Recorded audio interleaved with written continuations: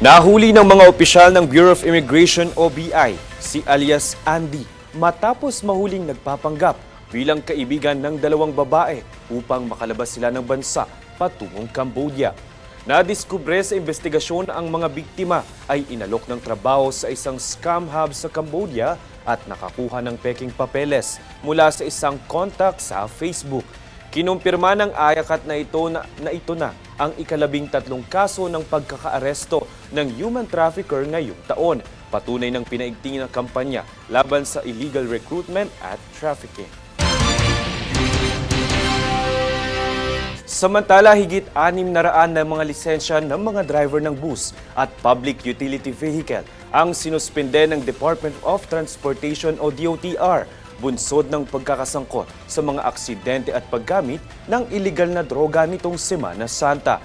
Batay po sa datos ng kagawaran, 671 na mga driver ang pinatawan ng 90-day suspension, kung saan 574 rito ang sangkot sa mga aksidenteng nagdulot ng pagkasugat at pagkasawi ng mga pasahero. Habang 97 naman dito ay ang mga PUV drivers na nagpositibo sa iligal na droga sa isinagawang drug test ng Philippine Drug Enforcement Agency. Dahil dito, bumuo ang DOTR ng task force, katuwang ang Land Transportation Office at Land Transportation Franchising and Regulatory Board para muling suriin ang mga polisiya sa road safety, gayon din ang proseso ng pagbibigay ng lisensya sa mga driver.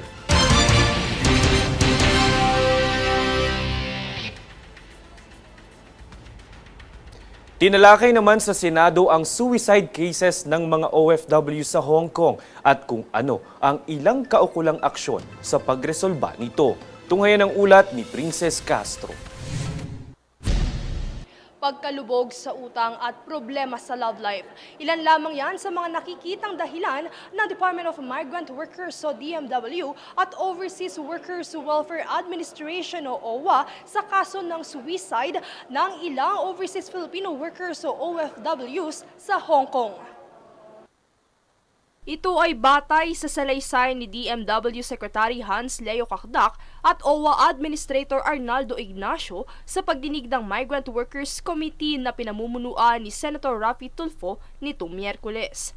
Batay sa tala, nasa 6 na OFWs ang nagpakamatay noong 2023, 5 noong 2024 at isa nito lamang Abril ngayong taon. Ipinaliwanag ni Cacdac na isa sa mga dahilan ng pagkakabaon sa utang ng mga ito ay ang sobrang taas na interest rate kung saan legal umano ang 48% na patubo sa naturang bansa.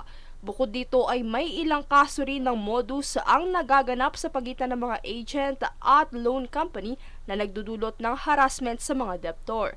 Halimbawa na rito ang pagkuha ng importanteng detalye sa kanilang mga bank accounts kung saan ito ay gagamitin sa fraud operations na nagdudulot ng pagkakasangkot ng mga OFW sa money laundering na lingid sa kanilang kaalaman. Sa kaso ng mga nakukulong na OFW, tanging nagagawa ng kagawaran ay ang mapababa ang sentensya ng mga ito at pagbibigay ng mga abogado. Bukod dito, isa rin sa mga nagiging dahilan ng suicide case sa Hong Kong ay ang problema sa pag-ibig. Ayon sa DMW, ito ay sa kadahilan ng kapag nalalaman ng OFW na may kinakasama ng iba sa Pilipinas ang kanilang asawa o partner, hindi nila nakakayanan ng sakit at nagpapakamatay na lamang.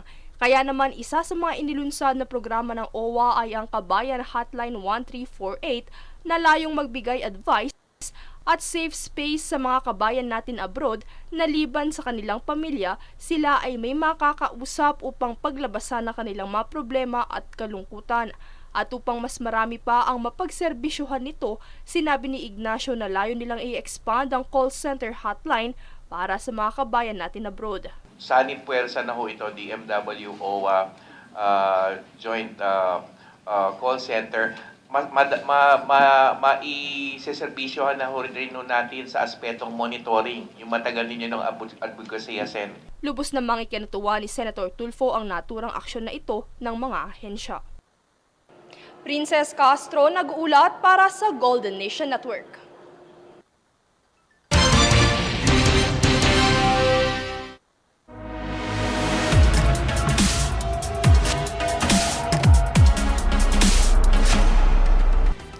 Nakatakdang gawaran ni Pangulong Ferdinand Marcos Jr. ng Presidential Medals of Merit ang 4 na yumaong iconic Filipino woman bilang pagkilala sa kanilang natatanging kontribusyon sa cultural and artistic heritage ng bansa.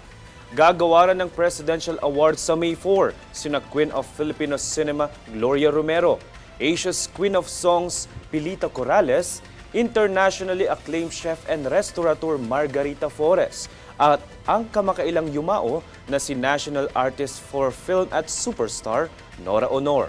Ginagawad ang Presidential Medal of Merit sa mga individual na nagbigay ng serbisyo at tagumpay sa kanilang larangan na nakapagbigay karangalan sa bansa.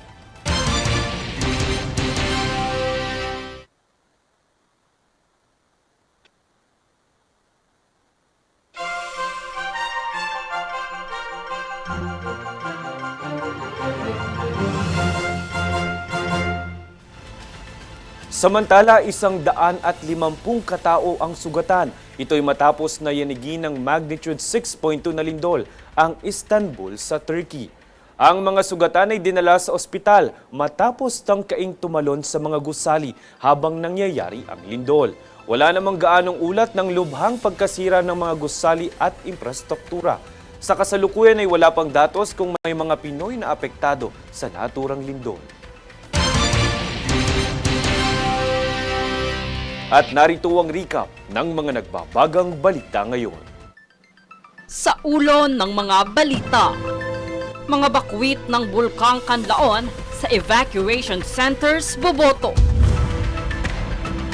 Pagtaas ng insidente ng road rage, iniuugnay sa matinding init ng panahon.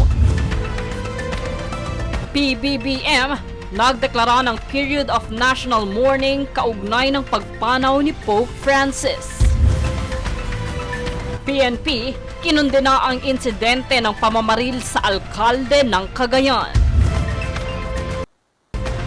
Presidential Medals of Merit nakatakdang igawad sa 4 na yumaong iconic Filipino women. Istanbul, niyanig ng magnitude 6.2 na lindol, mahigit 150 katao sugatan. Patas at pantay na balita, komprehensibong ulat para sa pulso ng masa. Ito ang News Force. At yan ang pinakamainit na mga balita ngayong araw. Manatiling nakatutok sa aming mga ulat at updates sa aming Facebook page, facebook.com/GoldenNationNetwork. Ako, si Francis Riudique, at ito ang News Force.